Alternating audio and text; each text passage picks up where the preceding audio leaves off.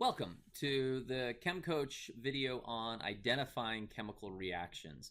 Now, prior to watching this video, you should definitely have watched the video on balancing chemical equations. That one is the most critical from this chapter. That one is essential to move forward. This one is valuable, and it will show up on our tests, and so you're going to want to know it. But it's not as critical as balancing. Balancing is something that if you know that, you'll be able to move forward. If you don't know it, you won't be able to move forward. Whereas this one will be something that'll be valuable for you to understand what's happening, but not quite as essential as balancing. So just to kind of keep that in perspective. All right, so what we're going to be doing today is identifying the 5 most common types of chemical reactions. Now, I know that the chapter that you read on this went into a lot of detail on these different types of chemical reactions. They also had you predict the results of a bunch of reactions, okay? Now, I am going to have you predict some results, but not the same depth as the book went into. And that's not to say that what the book went into wasn't valuable. It was actually very interesting, and it was very good for your understanding of chemistry, but not as critical as just getting an overview of the types of reactions. And that's really what I want you to focus on, is making sure that you can identify the 5 main types of reactions. And let me tell you what those are that we'll be going over in this video. First of all, we have synthesis reactions. Secondly, we have decomposition reactions. Third, combustion reactions.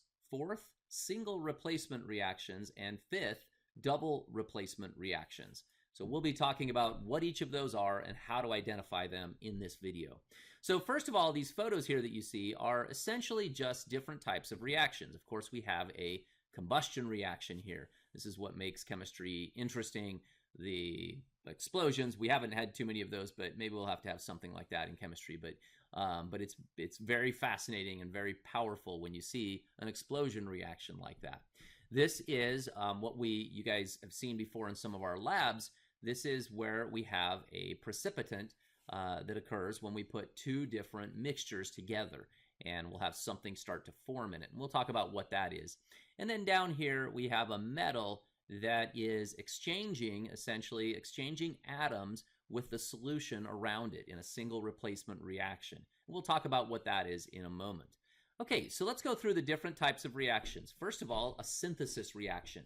Now, when I talk about each of these, I'm going to use just some generic variables, okay, so that you can apply that model to any chemical equation that you see, okay? And so what we'll do is we'll say A, B, and AB in this case. So anytime you see a letter, that just means it's a substance. So it doesn't mean it's necessarily just one element. It could be a polyatomic ion, but it's some type of substance that we're talking about, okay? So in a synthesis reaction, we have 2 different substances, substance A and substance B.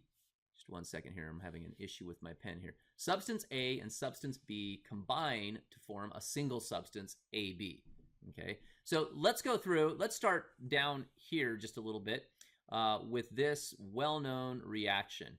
This well-known reaction is, one second, it's going to be, we have sodium, in this case sodium metal, combining with chlorine gas to form NaCl. Now, interestingly, let's look at what these are.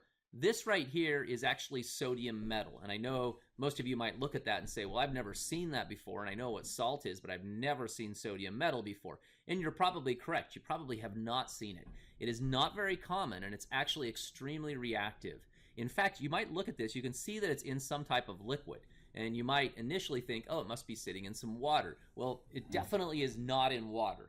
Okay, even though I don't know anything about this specific photo, I know it's not in water, because if you put sodium in water, it will catch on fire, okay, and can actually cause like your container to explode or break as it catches on fire and can pop.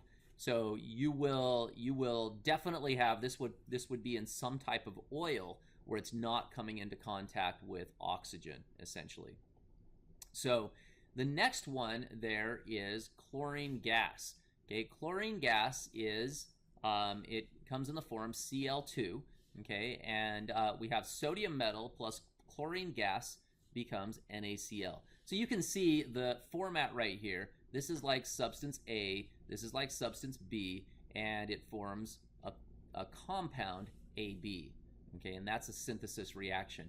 Here's another example of a synthesis reaction we're very familiar with, the rusting of a chain. That's going to be iron plus oxygen gas, okay, iron solid, and we could have put those in there. Iron solid plus oxygen gas forms iron oxide. And in this case, as you know from what we learned last chapter, that would be iron 3 oxide. Okay, and that is this rust, this red colored rust. But you can see that, again, get to where you can recognize this. We've got substance A and substance B combining into a compound AB, and that is a synthesis reaction. The next type of reaction is called a decomposition reaction. It's essentially just the opposite of a synthesis reaction. Okay, we start with a combined substance or a compound AB that breaks down to form two different substances, A and B. So here's an example of that. Okay, we have in this chemical reaction that is written out here, we have aluminum oxide, okay, that is a solid that's breaking down to form aluminum solid and oxygen gas. Okay, so that is, you can see here, we have substance AB breaking down into two different substances, A and B. So that's what you're going to be looking for when you're looking for a decomposition reaction. Okay, now there's one other down here that you're probably familiar with. You've probably seen hydrogen peroxide when it bubbles. Okay, so you might wonder, well, what is that bubbling that's happening? Okay, well, here's what's going on. You have H2O2, which is hydrogen peroxide, and that is a liquid, and it's breaking down into H2O and oxygen gas. Okay, so H2O2 breaking down to H2O, which is of course a liquid, and oxygen, which is a gas. Okay, so there's one issue, of course, with this right now, and that is that it's not balanced. So we need to put a 2 right here and a 2 right here. And then you'll see after we do that that we have the exact same number of hydrogens on the left as we have on the right, the exact same number of oxygens on the left as we have on the right. Okay, but hopefully you see that model. This is what we would call substance AB, that is a compound breaking down into substance A and substance B. So essentially, when you're looking for a decomposition reaction, you're looking for one substance on the left and two substances on the right. And that would tell you you've got a decomposition reaction. Okay, now there is one side note here that I want you to be aware of that you might be wondering. When I said oxygen gas, why did I put O2 and not just an O? You're going to see this same thing with a few different gases, and I'll tell you what those are. Okay, this is a side note. I'm going to put side note here so you can be aware of this. And we do have a Quizlet to help you out with this to make sure you remember these. But side note, there are certain elements that only come in a diatomic form. So like O2, you never see O on its own, it's always O2, which is an oxygen covalently bonded to another oxygen. Now there are some other elements that do the exact same thing, and I'm going to box them in right here. And then you're going to see that they're not too bad to remember if you just notice how they look or where you find them on the periodic table. So you've got hydrogen, you've got nitrogen, oxygen, fluorine, chlorine, bromine, and iodine. All of these come in diatomic form. So if in a description of a chemical equation, you hear, hey, you've got nitrogen involved in this equation. It just says nitrogen alone. You know, because it's one of these 7, that it is N2. Okay? Or if they say, hey, this reaction forms chlorine gas, or just says it forms chlorine, that would be Cl2. Okay, so it's always diatomic when it's one of these 7. Now it's kind of helpful that this shape right here looks like a 7. Okay, so it looks like a 7, the shape, and then also you just have to remember that hydrogen is also included. Of course, whenever you hear hydrogen gas, you're talking about H2. Okay, so that's a little side note. Whenever you hear one of those elements, you know they're diatomic. All right, let's look at a combustion reaction. A combustion reaction is a kind of a special type of reaction, and it's partially a synthesis reaction. But they make its own little category called combustion reactions just because they're so common. Okay, now combustion reactions is really anytime something burns. And I've got a picture here of something that I'm sure everybody has seen. This is when you have a gas stove. And in this case, this is actually the reaction up here for a gas stove. Okay, so we have methane gas plus oxygen gas forming CO2 plus H2O. So how do I know this is a combustion reaction? Okay, now I'll tell you that there are some types of combustion reactions that won't fit this model exactly, okay? But for our purposes, we're just getting started, and so we're not going to look at every exception and every type of combustion reaction. We just want to stick with the basics. And so here's how you're going to know that you have a combustion reaction.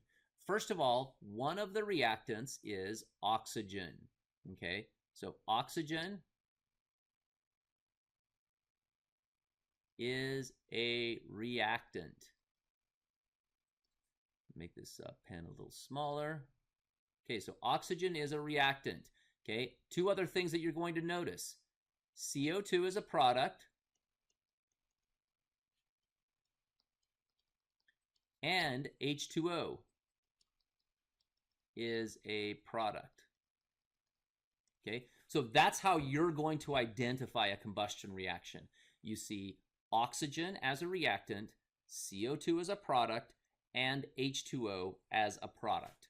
Okay, and that's going to be, when you see that, you will know that that is a combustion reaction. Okay, and again, there are some exceptions, and I'll tell you one exception.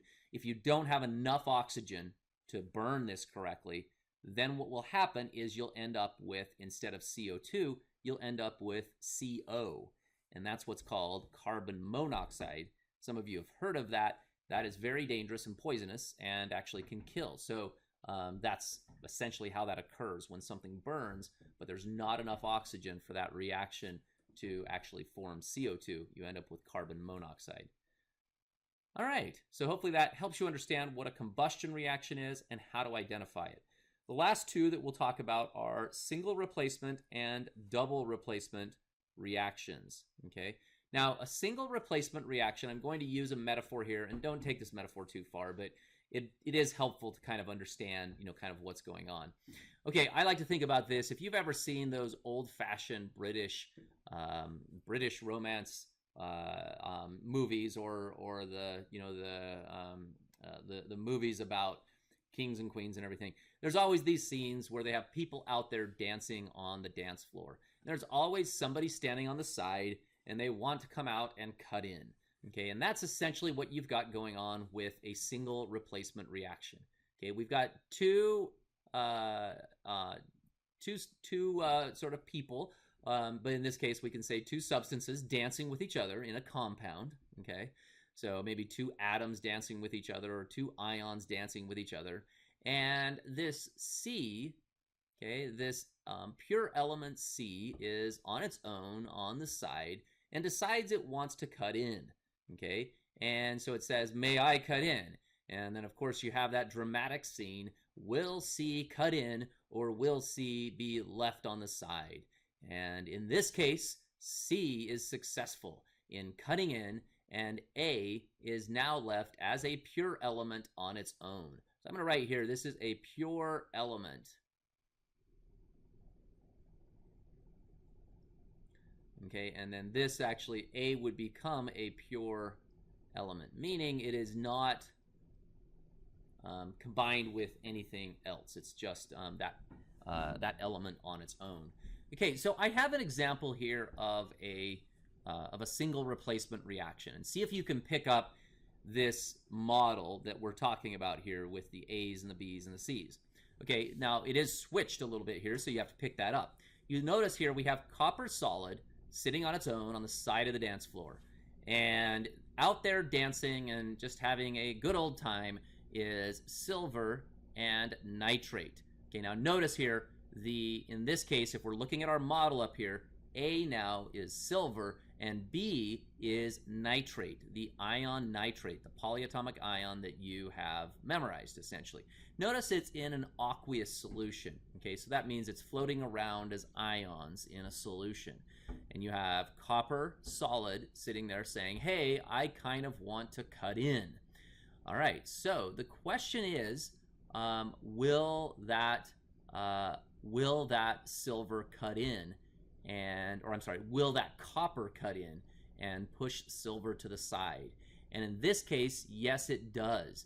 Copper does cut in and pushes the silver to the side. So as a product, we have silver on its own in a pure substance.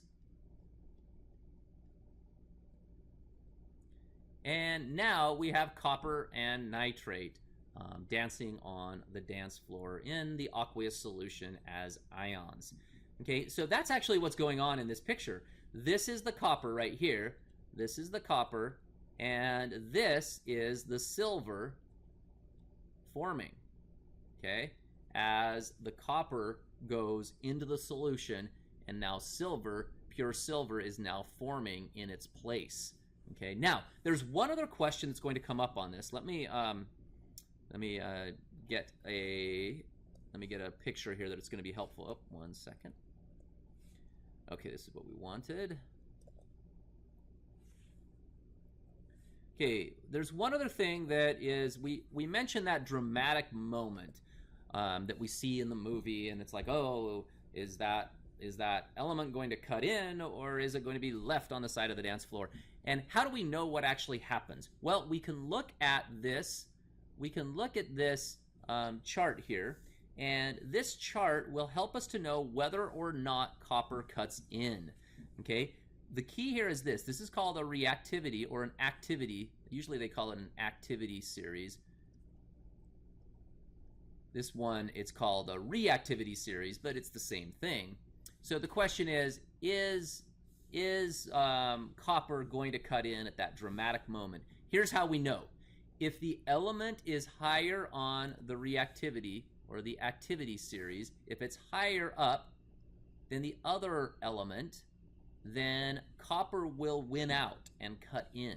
So if you notice here, copper is higher on this list than silver. Okay, so that means when copper comes out and says, I want to cut in, well, we look at this list here, and if it is higher, if the element is higher on the activity series,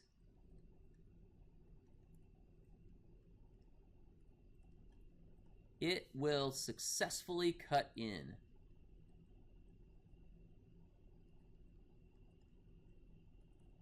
Cut in. Okay, so that's how you'll work on those. You'll just look at this activity series, and then you'll be able to figure out whether or not that element cuts in. Okay, now the next one is called a double replacement reaction. Okay, now we're not going to worry about, there is a way to figure out whether or not a double replacement will happen, but we're not going to focus on whether or not it will happen. Essentially, what I would do is I would say, okay, a double replacement reaction happens, predict what the results are. Okay, and all you would do is you would work with this model and predict those results. Okay, so let's go through. I'm actually going to rewrite this a little bit because there's something I don't like about the way I wrote that. So I'm going to rewrite this, and I can tell you later if you're curious why I want to rewrite it. Okay, so what happens is we have a substance AB plus a substance CD.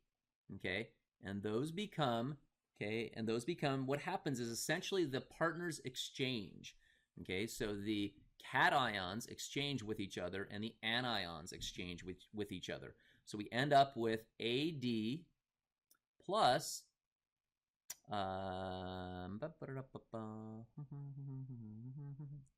CD. Okay, I had to look at that for a second. Okay, so let's look at this model one more time. So we have substance AB plus substance CD, and then what happens is A then matches up with D, and C matches up with B. And the reason I match that up that way with C and Why did I put a D there? Okay, hold on. Okay, the reason I matched that up that way is because we want A is supposed to be the cation, and we're going to want it to match up with the other anion. Okay, and B is going to be the anion, and C is the cation. So we put C first and then B. Let me erase that and make that a little bit clearer. Okay, try that again. C, B. Okay, so that is the correct model there. AB plus CD becomes AD plus CB. So essentially all you've had here, guys, is you just have some dancing partners. AB is dancing, CD, they are dancing, and they essentially say, let's exchange, and then you end up with A dancing with D and C dancing with B. And that is what we call a double replacement. All right, let's look at a double replacement here. Okay, in this case, we have strontium dancing with nitrate and potassium dancing with sulfate ion. Okay, and all we're going to do is make that exchange. Okay, so the anion from the first compound, the anion was nitrate, is going to combine with the cation, which was potassium, from the second compound. So we're going to end up with potassium nitrate. And then on the other side, now the cation from the first reaction, which is strontium, combines with the anion from the second reaction. And remember that we have to match up cations with anions. Okay, we can't match up a cation and a cation. So there's no way to have potassium strontium as a compound in the end. It always has to be strontium with the sulfate or potassium with the nitrate. It's got to be a positive ion with a negative ion. Okay, so the question is, and that's actually what's happening here. This is not this exact reaction, but this is a type of double replacement reaction that's going on. So the question is, what causes this type of reaction to happen? What it comes down to is this, and this is a part that you won't need to know at this point, but it's nice to know. It's nice to be aware of what's going on here. If you notice, these are all aqueous, okay? And when an ionic compound is aqueous, that means that it's dissolved in water. And that means that it's just ions floating around in water, because once a compound dissolves in water, it floats around as single ions in that water, okay? But you'll notice that on this side, this is also aqueous, but look at this one. This one is a solid, okay? What that means is that this strontium sulfate is not soluble in water, okay? So what that means is all of these ions are floating around, but when a strontium bumps into a sulfate, okay, those come together, they bump into each other, but they are no longer soluble in water. So what happens is they fall out of the water, and you see them start to form a solid and fall out, and they start to collect at the bottom of that solution. And more of those strontiums and sulfates come together, and they start to collect at the bottom. Okay, and that would be an example. That's what a precipitate is, where the precipitate essentially is showing up and falling out of that solution and becoming solid, because this combination of a cation and anion are not soluble in water, and that's what drives that reaction. Okay, the fact that those two form a solid, whereas all of these stay in solution, meaning they stay dissolved. All right, now let's go over some of the types of reactions that you could, or some of the types of questions that you might hear around this topic. So let me turn to the other page here, and I'm going to just go through, other way around, I'm going to go through a couple of questions, and we'll just work through these kind of efficiently, and hopefully as you look at these, you'll be able to see what they are. Okay, it says identify each of the following reactions, and this is a common question that you'll get either as synthesis, decomposition, combustion, single replacement, or double replacement. So hopefully you can look at these before I do them, and you could pause the video and see if you can decide which one each of these are. All right, well, hopefully you've paused the video and you've had a chance to take a guess at what each of these reactions are. Okay, now let's look at this one first. You can see here that we have one substance on the left becoming two substances on the right. So you can kind of see here, we essentially have something like this. So we have some type of combined substance forming one substance here and a second substance here. Okay, this is a classic decomposition reaction.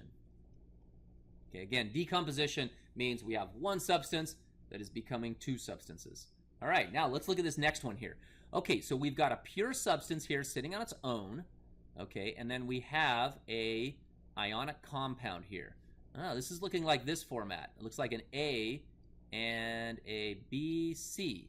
Okay, now it doesn't matter the order of letters. Okay, I could have put C and A, B. Doesn't really matter. The letters are kind of irrelevant. The point is we've got one substance, a pure substance on its own, and we have a combined, an ionic compound. Okay, because this one we have copper ion, copper 2, combined with sulfate in an aqueous solution. Then let's see what happens here. Ah, look at this. Uh-oh, we've had an exchange happen. Look at this. The zinc has cut in and is now dancing with sulfate. So now we have AC right here, and now we've left copper as a pure substance on its own. Okay, so that would be substance B over here on its own, and that of course would be that pure substance. Okay, we hopefully see the model here. This is a great example of a single replacement. Okay, let's box those in so we see our answers here. So this is decomposition, the first one. The second one is a single replacement. Okay, now this next one, oh, this isn't too bad. We've seen this one already. We have sodium solid plus Cl2 or chlorine gas becoming sodium chloride. Okay, and this one is now balanced. I think the last one we were looking at was not balanced. But essentially, we have substance A combining with substance B to form a substance AB. Okay, that is a classic synthesis reaction. Okay, now this one, let's see what we've got here. Okay, look at this. We have an ionic compound, so we could call this AB, and we have another ionic compound that we can call CD. This is very similar to the one we saw. We had copper. I can't recall what the anion was, but it was copper and silver that were playing the game in the other one. And in this case, okay, we've got potassium chloride and silver nitrate. And essentially what's going on is we have an exchange happening. Okay, so if you look at this, now we've got C combined with B, and we have now A combined with D. Okay, D being nitrate. All right, so this is a classic example of two couples dancing and they exchange partners. This is called a double replacement.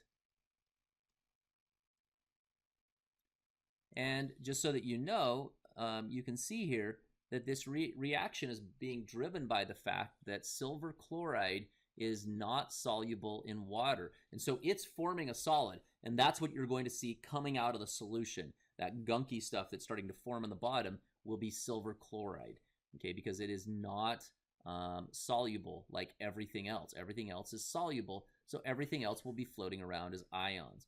Okay, last one. Okay, let's see. We've got a hydrocarbon here. So carbon and hydrogens. That's common to see in this one. Oh, and look at one of our reactants is oxygen. Okay, that's good to know. One of our products is CO2, and the other product is H2O. That is a classic situation of a combustion reaction. Okay, so my recommendation, here's a little side note here. Let's put a note here. Let's put a note here that says, oh, that's fat. Let's try it. Not use such a thick pen here.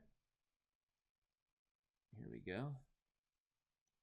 Okay, so whenever you see oxygen as a reactant. Think combustion. Okay, so if there's oxygen as a reactant, think, is this a combustion reaction? Then what I would do is I would look for CO2 and H2O. If you've got CO2 and H2O, you pretty much for sure have a combustion reaction. Now that's not to say there, rusting is an example where oxygen is a reactant, but it's not considered a combustion reaction. But when you've got oxygen as a reactant and you've got CO2 and H2O as products, you can be very confident that you have a combustion reaction. And you should see an explosion going off and think, okay, that must be a combustion reaction. Okay, there's going to be two other problems that we'll do, and this one is a common one that you get. And this is, I'll just work through everything here. Just watch this carefully. It will say, first of all, it'll ask you to balance this equation. Okay, so I'm going to write this equation out and we're going to balance it. Okay, so this is kind of a long equation, but what we'll do is write it.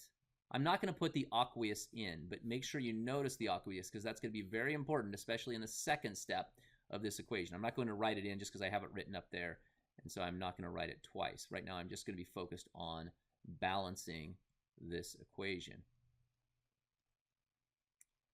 Okay, so when we balance, we need to see, we need to just look at how many of each atom we have on each side. And it might not even be a bad idea when you're learning this to do something like this and put left right here and right so that you can start comparing how many you have of each of the atoms. Like for example, we could start off with copper. On the left we've got one, on the right we've got one. So right at this moment, copper is balanced, okay? Now you'll be doing most of this in your head, and that's okay in this case. You can just kind of check things back and forth. But I'm going to do it on a chart like this just to give you a feel for what I'm actually doing so you can see my thinking. Okay, the next thing we look at is nitrate. Now generally if we see an ion on both sides of the equation, we can balance it as a group rather than having to say, okay, oh, I've got 6 oxygens and 2 nitrogens. We can just say I've got 2 nitrate ions. So let's look at nitrate, NO3 negative. We have 2 on this side on the left and 1 on the right. So 2 on the left and 1 on the right. We need to do something to balance that. Let's put a 2 right here. Okay, now that'll make this 2. All right, now let's see what happens here. Let's look at sodium now. Na positive. Okay, we've got 1 sodium here and we've got 2 here. Now remember, when we put a 2 next to the compound, that means that it applies to everything in that compound. Okay, so 2, by putting a 2 here, that means I've got 2 sodiums and then I've got 2 of the nitrates here. All right, so it applies to everything. It's like saying I've got 2 waters. So 2 waters would be like this.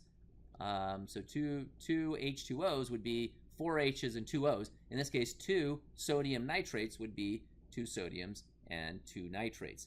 Okay, so we have 2 of those, so we need to have 2 of these also in order to try to balance this. So now we've got 2 of those, 2 of those. The final thing we need to look at is OH negative. Okay, let's see here. We've got 2 hydroxides here and 2 hydroxides here. Okay, 2 and 2. So we have a balanced equation now. Now let's just go through and check. It's always a good idea at the end to check it one more time. So we've got 2 coppers there, nitrates, we've got 2 nitrates, good. Sodiums, we've got 2 sodiums, good. And hydroxides, we have 2 on the left and 2 on the right.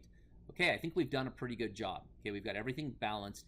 One thing that I want you to be really, really clear on, hopefully you picked this up in the balancing chemical equations chem coach that you saw, and that is this. Make sure that whenever you're balancing equations that you change the coefficients like these things, but you never change the subscripts. So you don't change these, but you do change these. That's okay to change the coefficients. Okay, and that's a really critical thing. I'm not going to go into more detail because I know that the balancing chemical equations, Edpuzzle goes into that a lot more.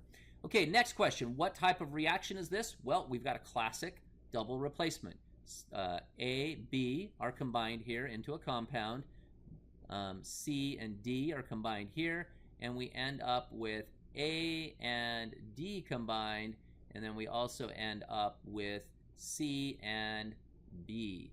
Okay, we've had a little exchange on the dance floor. This is a double replacement.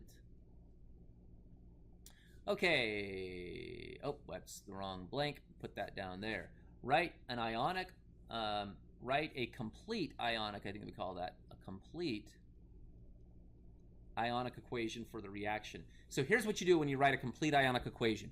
All you do is everything that is aqueous, you put it as ions. And this is just based on an understanding of what it means to be aqueous. Aqueous just means that the substance has dissolved and it's floating around in its ionic form. So everything that says aqueous in the equation, we write it as ions. Okay, so in this case, it's Cu 2 plus 2 NO3 negatives plus Na positive plus, oh, we've got to make sure we're using our balanced equation here. So it's actually 2 NAs, 2 Na positives, and we also have 2 OH negatives, okay? And those all become, now look at this, guys. This one is a solid. So this is a solid here. When it's a solid, it is not aqueous. So it's not floating around as ions. So we leave that one as copper hydroxide, okay? And that's going to be in a solid form. And then plus, now we've got these are going to be in, these are still aqueous, okay? Because look over here, those are still aqueous. So that's going to be 2 Na positives plus 2 NO3 negatives. All right, so this is a complete ionic equation showing all of the ions floating around. Finally, a net ionic equation. Net ionic equation tells you to focus on the action. Okay, by what that means is in certain cases we'll have an ion floating around at the start of the reaction, and that ion is still floating around at the end of the reaction. We call that a spectator ion. It's really not involved in the reaction. So when we write a net ionic equation, we get rid of the spectator ions. Let me show you the spectator ions in this equation. Look at this. We have 2 nitrates here on this side, and we have 2 nitrates on this side. Okay, those are spectators. They're not involved in the reaction. So if we want to focus on the action, we really need to just get rid of the spectator ions. Same with sodium positive. Okay, it's the same as it was when it started. It's not really involved in the reaction. So if we're writing a net ionic equation, all we need to do is write what's left over, which is Cu 2 plus 2 OH minus becomes Cu OH 2. So copper hydroxide solid. Okay, and this would be the net ionic equation. Okay, the last problem I want to do, we kind of showed you this earlier, so I won't take much time on it, but sometimes you'll be asked to predict, okay, what is it, what are the results when we have a single replacement reaction, okay? And they'll ask actually whether a single replacement reaction will even happen. Okay, so in this case, we have gold sitting on the sidelines, and we have silver combined with chloride. Now, you know, maybe with a traditional view of these types of situations, you would think, well, gold obviously beats silver. But in this case, does that actually happen? Gold comes and wants to cut in with silver chloride dancing on the dance floor. But uh-oh, look at this, guys. Gold is lower on the activity series. Okay, so gold comes out and says, oh, you know, may I cut in? And in this case, silver is actually more reactive than gold.